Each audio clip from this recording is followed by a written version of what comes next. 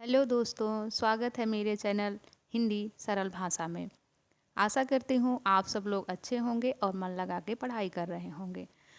हमारा यह वीडियो उन बहनों के लिए है जो घर पर रह के तैयारी कर रही हैं और उनको यह लगता है कि मेरी तैयारी पूरी तरह कंप्लीट नहीं हुई है, तो मेरे साथ जुड़ें और अपनी तैयारी को कंप्लीट करें।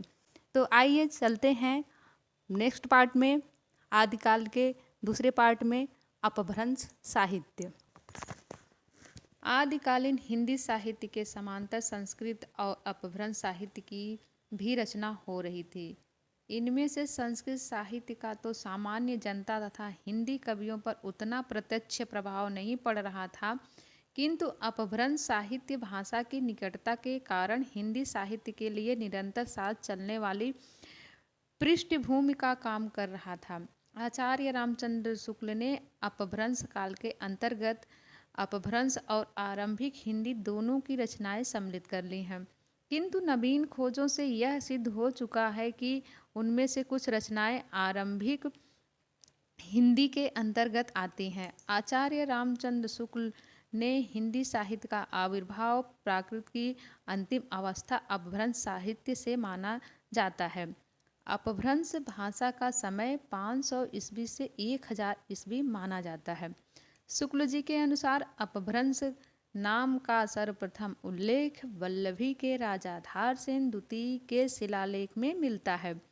अपभ्रंश साहित्य के प्रमुख कवि स्वयंभू, पुष्पदंत, धनपाल, जोइंद, अब्दुल रहमान, जीनदत्त सूरी, राम सिंह। नंबर 1 स्वयंभू। रचनाएं हैं पौमचर्यु, रिठ्ठेमचर्यु, पंचमी चर्यु, स्वयंभू छंदस। कतिपय विद्वानों ने स्वयंभू को जैन काव्य परंपरा का प्रथम कवि माना जाता है। इनका जन्म 783 ईस्वी में कर्नाटक में हुआ था। ये अपभ्रंश साहित्य के वाल्मीकि माने जाते हैं, जबकि भोला शंकर व्यास ने इन्हें अपभ्रंश साहित्य का कालिदास माना है।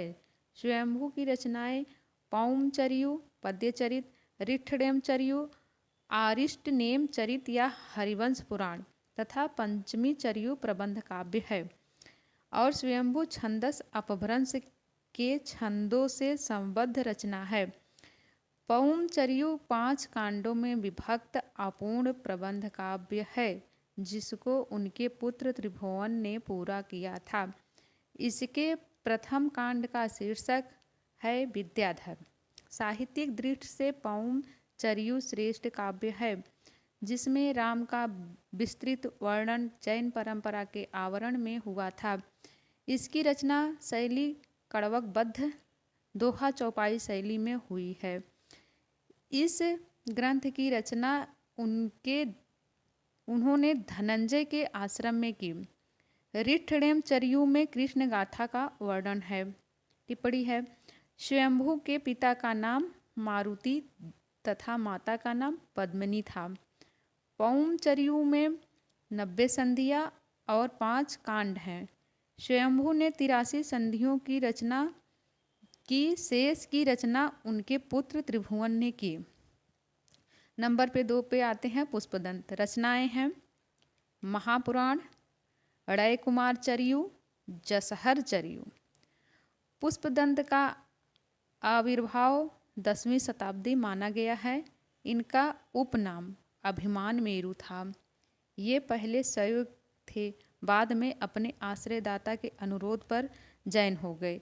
ये अपभ्रंश साहित्य के व्यास माने जाते हैं, जबकि डॉक्टर भोला शंकर व्यास ने इन्हें अपभ्रंश साहित्य का माघ, भारवी, बाण और भवभूति माना जाता है। महापुराण प्रबंध काव्य में 63 जैन तीर्थंकरों के चरित्रों का आख्यान 20,000 पदों में किया गया है। इसे जैन पुराण की संज्ञा भी दी जाती है। पुष्पदंत की शेष रचनाओं के हिंदी नाम इस प्रकार हैं: रायकुमार चर्यु या नागकुमार चरित, जसहर चर्यु या यशोधरा चरित। ये दोनों रचनाएं जैन धर्म से संबद्ध खंड काव्य हैं। नंबर 3 पे हैं धनपाल। रचना है भविष्यत कहा। धनपाल का आविर्भाव 10वीं शताब्दी माना जाता है। लौकिक कथाओं का आश्रय लेकर जैन धर्म की शिक्षा देने के लिए अनेक काव्य लिखे गए हैं, जिनमें एक उल्लेखनीय रचना भविष्यत कहा या सूर्य पंचमी रास है। इसमें एक वणिक की कथा को स्वाभाविक घटनाओं के संयोजन द्वारा हृदय के विभिन्न घात प्रतिघातों की अभिव्यक्ति में पूर्ण सफल बनाया गया है। धनपाल की यह रचना चरित काव्यों की एक नई कड़ी है, जिसका प्रभाव आदिकालीन हिंदी रचनाओं पर भी पड़ रहा है। जोइंद रचनाएं इनकी हैं: परमात्म प्रकाश, योग सार। जोइंद का आविर्भाव 10वीं शताब्दी माना जाता है। इनके परमात्म प्रकाश और योग सार नामक रचनाओं से अपभ्रंश साहित्य में दोहा काव्य परंपरा आरंभ होती है। आगे है अब्दुल रहमान, रचना है संदेश रासक। अब्दुल रहमान का आविर्भाव संभवतः 12 से 13वीं शताब्दी के मध्य माना जाता है। ये पश्चिम दिशा में स्थित मलेच्छ देश में उत्पन्न मीर सेन आरस के पुत्र थे। ये जाति के जुलाहा या कोरी थे।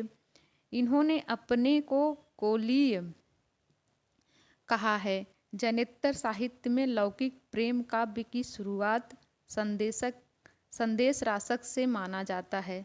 संदेश काव्य परंपरा का यह ग्रंथ 3 प्रक्रमों में विभक्त 223 छंदों का सुंदर खंड काव्य है, जिसमें विक्रमपुर के एक वियोगिनी की कथा वर्णित है। साथ वियोग वर्णन में खड़ ऋतु परंपरा का पालन हुआ है। भारतीय भाषा में रचित किसी इस्लाम धर्मावलंबी की यह प्रथम रचना है। आगे है राम सिंह, रचना है पाहुड़ दोहा। राम सिंह का आविर्भाव 12वीं शताब्दी माना जाता है। इनकी रचना पाहुड़ दोहा में इंद्रिय सुख और सांसारिक सुखों की निंदा की गई है तथा त्याग, आत्मज्ञान और आत्मानुभूति को महत्व दिया गया है। निश्चय ही जोइंद से आरंभ होने वाली परंपरा में लिखित पाहुड़ दोहा दार्शनिक काव्य रचना की एक ऐसी कड़ी है जो हिंदी साहित्य में आदिकाल से रीत काल तक निरंतर जुड़ती चली गई है। आगे है जीनदत्त सूरि, रचना उपदेश रसायन। जीनदत्त सूरि का आविर्भाव 12वीं शताब्दी माना जाता है। अपभ्रंश के चरित काव्यों की परंपरा से भिन्न एक रास काव्य परंपरा भी प्रारंभ हुई। इस दृष्टि से जीनदत्त सूरि की रचना उपदेश रसायन उल्लेखनीय है।